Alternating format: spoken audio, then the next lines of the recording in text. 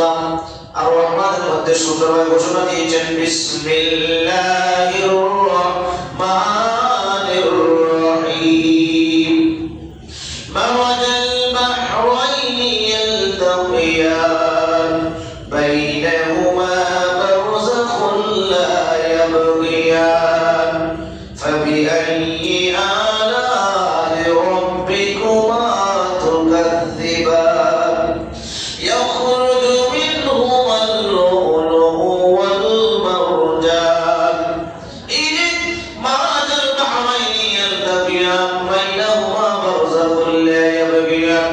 আল্লাহ কয় আমি দুইটা সাগর পাশাপাশি সৃষ্টি করলাম, আল্লাহ রাব্বুল আলামিন যে দুইটা সাগর এখানে তাফসীরের দুররে মানসুরের মধ্যে আল্লাহ মরার মুরিদি তাফসীরের দুররে মানসুর লিখেছেন। তাফসীরের দুররে মানসুরের মধ্যে আপনার সুন্দরভাবে উল্লেখ করতেছেন যে এই দুইটা সাগর দিয়া বোঝানো হয়েছে একটা সাগর হচ্ছে হযরত আলী রাদিয়াল্লাহু তাআলা আর একটা সাগর হচ্ছে হযরত ফাতিমা যুহরা রাদিয়াল্লাহু তাআলা আনহা। জোরে বলুন সুবহানাল্লাহ।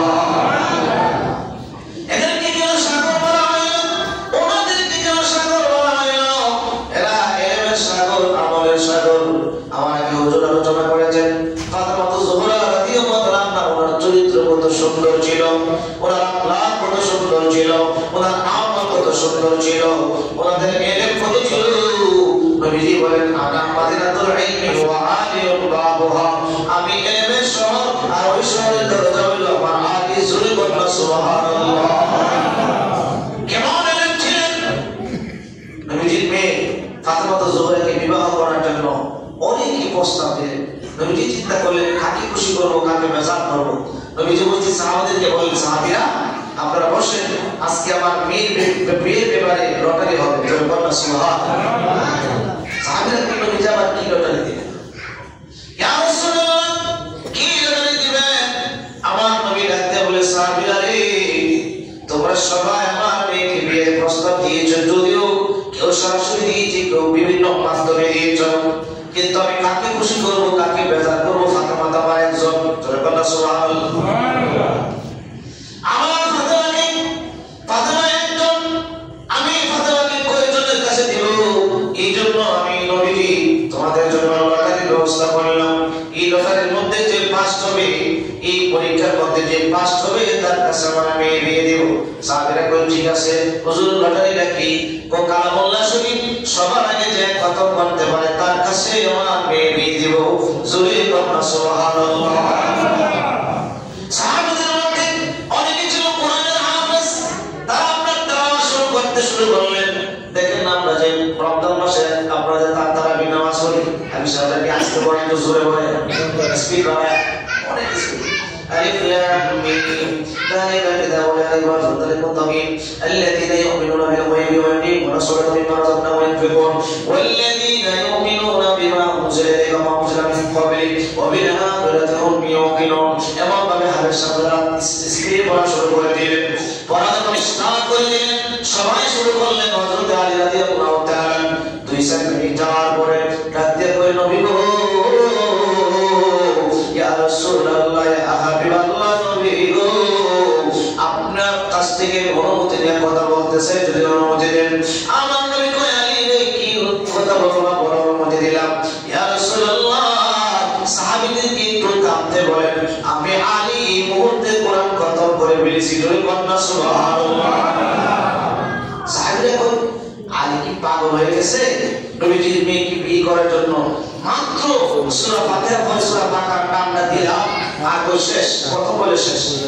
এই সাহাবীরা বন্ধ করুন, আমার আলী জীবনে কোনোদিন মিথ্যা কথা বলে নাই, আলী কোনো বেহুদা কথা বলতে পারে নাই। আলী বলল কত শেষ শুনি সে কেমনে কি করলো? ইয়া রাসূলুল্লাহ ইয়া হাবিবাল্লাহ নবী গো আমি তো কোরআনের হাফেজ না, সবাই হাফেজরা স্টার্ট করে দিছি, তাদের সাথে আমি পড়াইতে পারবো। ইয়া রাসূলুল্লাহ ইয়া হাবিবাল্লাহ নবী গো কিছুদিন আগে আপনি মজলিসের মধ্যে বলেছিলেন কেউ যদি বিসমিল্লাহ সূরা ইখলাস 3 বার তেলাওয়াত করে তার আমল নামায় আল্লাহ এক প্রথম কোরআনের সওয়াব দিবে। জোরে বলুন সুবহানাল্লাহ। ইয়া রাসূলুল্লাহ নবী আমি তো তাদের সাথে পড়াইতে পারবো না,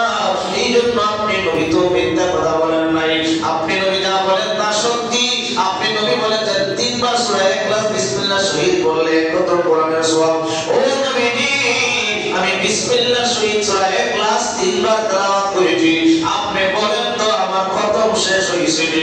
সুবহানাল্লাহ সুবহানাল্লাহ।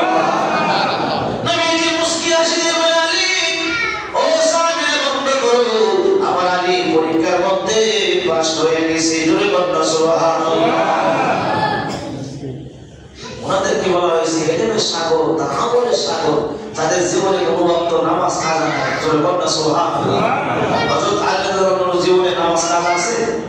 এক ওয়াক্ত কাজা হয়েছিল। ওয়াক্ত জোরে বলেন, ওয়াক্ত এক ওয়াক্ত কাজা হয়েছিল। কোন যুদ্ধ থেকে ফিরে আসার পথে দয়া নবী মায়া নবী হযরত আলীকে ডাকতে নাই, আলী মানে কোথায়? না পাই রাসূলুল্লাহ। আমার নবী কয়, আলী বসো, আমি নবী বড় ক্লান্ত, তোমার পুরাতের মধ্যে মাথা মোবারক দিয়ে আরাম করবো, ঘুমাইবো। সুবহানাল্লাহ। নবীজি হযরত আলী রাদিয়াল্লাহু আনহু পুরাতের মধ্যে মাথা মোবারক দিয়ে ঘুমাইলেন, আরাম করলেন। ওইদিকে আসরের নামাজের সময় চলে গিয়ে সূর্য ডুবে গেছে।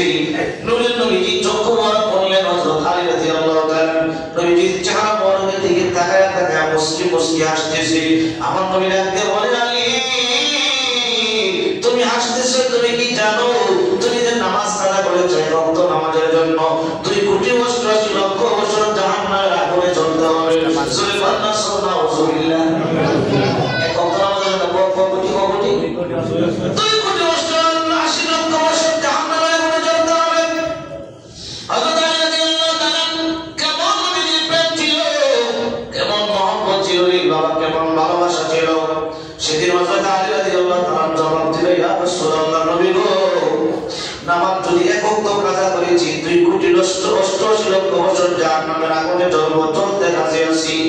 আপনি নবীর কষ্ট দিয়া, আপনি নবীর মনে কষ্ট দিয়া আমি জীবনভর জাহান্নামে থাকতে চাই না। 2,88,00,000 বছর জাহান্নামের আগুনে জ্বলবো, কিন্তু জীবনভর জাহান্নামের আগুনে থাকতে চাই না। আপনি নবীর কষ্ট দিলে তো ঈমান চলে যাবে।